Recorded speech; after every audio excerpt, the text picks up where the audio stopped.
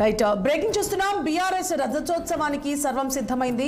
ఎల్కతుర్తి వేదికగా రేపు జరిగే ఆవిర్భావ సభకు గులాబీ పార్టీ శ్రేణులు భారీ ఏర్పాట్లు చేశారు. సభా వేదికను అందంగా ముస్తాబు చేశారు. సుమారు 500 మంది ప్రతినిధులు కూర్చునేలా బాహుబలి వేదికతో పాటు సభా ప్రాంగణాన్ని పూర్తిగా సిద్ధం చేశారు. పార్టీ అధినేత కేసీఆర్ ప్రసంగం అందరూ వీక్షించేలా సిట్టింగ్ అరేంజ్మెంట్స్ చేశారు. రేపు జరిగే భారీ బహిరంగ సభకు రాష్ట్రం నలుమూలల నుంచి ప్రజలు, పార్టీ నేతలు, కార్యకర్తలు లక్షలాదిగా తరలి వస్తుండటంతో అందుకు తగ్గట్లుగా ఏర్పాట్లు కానిచ్చారు. 250 ఎకరాల్లో సభా ప్రాంగణం, 1000 ఎకరాల్లో పార్కింగ్ సదుపాయం కల్పించారు. సుమారు 10 లక్షల మందిని సభకు తరలించనున్నారు. ఈ మేరకు ఆ పార్టీ శ్రేణులు ఇప్పటికే సన్నాహక సమావేశాలు నిర్వహించి ప్రజల తరలింపు కోసం ఏర్పాట్లు కూడా పూర్తి చేసుకున్నారు. ఇదే అంశానికి సంబంధించి మరింత సమాచారాన్ని మా political bureau chief Ram live లో అందిస్తారు.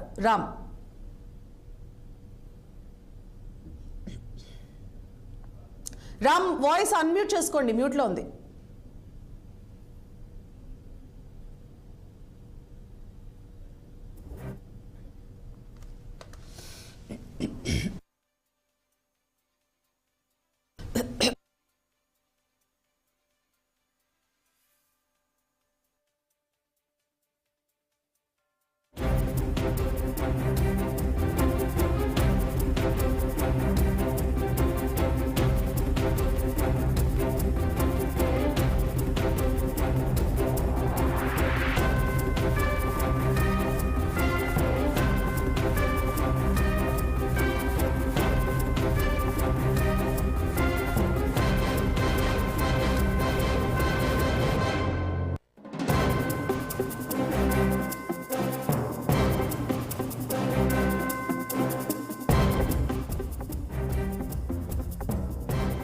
రైట్, ఇక బీఆర్ఎస్ రజతోత్సవ సభకు సర్వం సిద్ధమైంది. ఎల్కతుర్తి వేదికగా రేపు జరిగే ఆవిర్భావ సభకు గులాబీ పార్టీ శ్రేణులు భారీగా ఏర్పాట్లు చేశారు.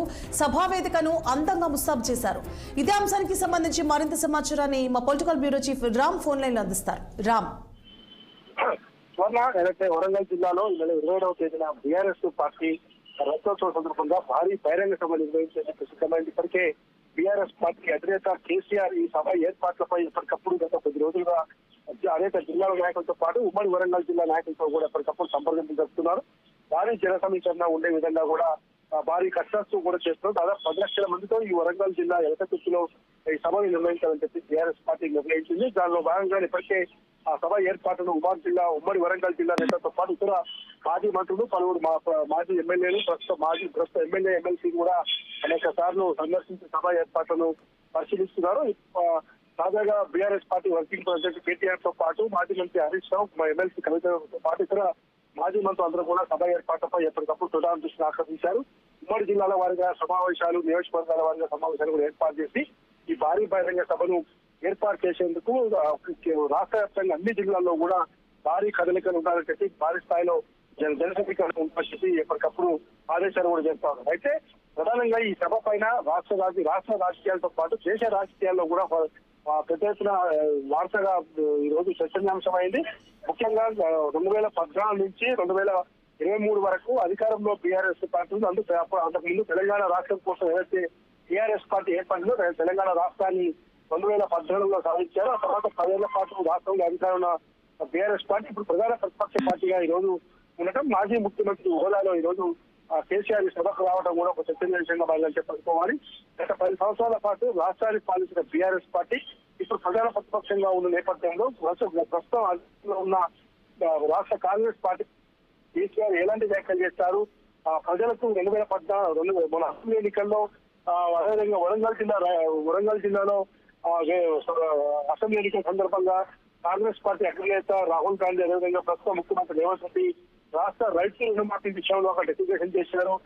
రైతు భరోసా విషయంలో కానీ, రైతు రుణమాఫీ విషయంలో కానీ, ఇతర రైతుల విషయంలో కాంగ్రెస్ పార్టీ చేస్తున్న మోసాలు ఏంటి ఎండగడతారని చెప్పి తెలుస్తా ఉంది. ఇంకా 15 నెలలు దాటినా కూడా కాంగ్రెస్ పార్టీ అధికారంలోకి వచ్చి ప్రజలకు ఇచ్చిన హామీలను అమలు చేయడంలో ఘోరంగా విఫలమైందని చెప్పి ఇప్పటికీ అనేక దఫాలుగా అనేక అంశాలపై బీఆర్ఎస్ పార్టీ మాట్లాడుతున్నప్పటికీ కూడా కేసీఆర్ యొక్క ఉపన్యాసం చాలా కీలకంగా మారిందని చెప్పి రాజకీయ వర్గాల్లోనూ ఇటు విశ్లేషకుల్లో కూడా చర్చ జరుపుతా ఉంది. కాబట్టి ఈ రోజు ముఖ్యంగా రేపు సాయంత్రం మాజీ ముఖ్యమంత్రి బీఆర్ఎస్ పార్టీ అధినేత కేసీఆర్ ఏం ప్రసంగించబోతారు, రాష్ట్ర ప్రభుత్వాన్ని అటు కేంద్రంలో ఉన్న బీజేపీ ప్రభుత్వాన్ని ఏ విధమైన అంశాలతో ఎండగడతారు, అటు కేంద్రంలో ఉన్న బీజేపీ ఇటు రాష్ట్రంలో కాంగ్రెస్ పార్టీ కుమ్మక్కై ప్రధాన ప్రతిపక్ష పార్టీ బీఆర్ఎస్ లేకుండా చేయాలి కుట్రలు ఏ విధంగా జరుగుతా ఉన్నాయి, గెలిచిన కొద్ది రోజులకే 10 మంది బీఆర్ఎస్ ఎమ్మెల్యే పుచ్చుకొని బీఆర్ఎస్ లేకుండా కుట్ర చేయాలని చెప్పి దేశంలో బీజేపీ ఇటు రాష్ట్ర ముఖ్యమంత్రి రేవంత్ రెడ్డి కుట్రలు చేస్తుందని చెప్పి ఆరోపిస్తారా, లేదు కేవలం ప్రజా సమస్యల పైన ఎక్కువ ప్రధాన దృష్టి సారిస్తారా, ఆ ప్రభుత్వాన్ని విమర్శించడం కన్నా ప్రజల నుంచి ఎక్కువ ప్రజా సమస్యలపై ఎక్కువ దృష్టి పెట్టి ప్రభుత్వ వైఫల్యాలను ఎండగడతారనేది మాత్రం ఈ రోజు అనేక చర్చ జరుపుతా ఉంది. దాంతో పాటు ఈ రోజు ముఖ్యంగా అనేక జిల్లాల నుంచి కూడా అనేక రూపాల్లో జన సమీకరణ జరిపేందుకు పెద్ద ఎత్తున ప్రయత్నం జరుపుతా ఉన్నాయి. ఓవైపు ఎడ్ల బండ్లు, తర్వాత అంబాసిడర్ కార్లు, తర్వాత ట్రాక్టర్లు కాలినడకన రావటం, పాదయాత్రలు చేయటం వంటి పరిణామాలు కూడా చూస్తా ఉన్నాం. కాబట్టి రేపు ఎంత ఎండ కొట్టినప్పటికీ కూడా జనంలో భారీ స్పందన ఉంది. మేము పెడుతున్న బస్సులు కానీ ఇవన్నీ కూడా ట్రాన్స్పోర్ట్ ఫెసిలిటీ కూడా సరిపోవట్లేదు, మనకి ఇంకెక్కువ కావాలని చెప్పి పెద్ద ఎత్తున వాళ్ళు అడుగుతున్నారని చెప్పి తెలంగాణ భవన్ కు వస్తున్న కార్యకర్తలు కానీ నాయకులు కానీ ఎక్కువ చెప్తా ఉన్నారు. కాబట్టి ఇప్పటికే 8 కోట్ల రూపాయలు వెచ్చించి ఏపీఎస్ తెలంగాణ ఆర్టీసీ దగ్గర 3,000 బస్సులకు ఈ రోజు ఇప్పటికే బీఆర్ఎస్ పార్టీ 8 కోట్ల రూపాయలు చెల్లించింది. అవి కాకుండా ఇంకా ప్రైవేట్ బస్సులు, ప్రైవేట్ కార్లు, ప్రైవేట్ వాహనాల ఏర్పాటు కూడా పెద్ద ఎత్తున చేస్తున్నారు. కాబట్టి టీఆర్ఎస్ పార్టీ ఏర్పడి 25 ఏళ్ళు పూర్తయిన సందర్భంగా ఈ రక్తోత్సవ సభ వేడుకలు ఘనంగా నిర్వహించాలి. అది సంవత్సరం పాటు కూడా నిర్వహించేందుకు మాజీ ముఖ్యమంత్రి కేసీఆర్ ఈ రోజు టీఆర్ఎస్ పార్టీ కేసీఆర్ అసలు ఇచ్చే సందేశం పైన ఎక్కువ ఆసక్తిగా నెలకొందని చెప్పి అనుకోవాలి. Right, thank you for the updates Ram.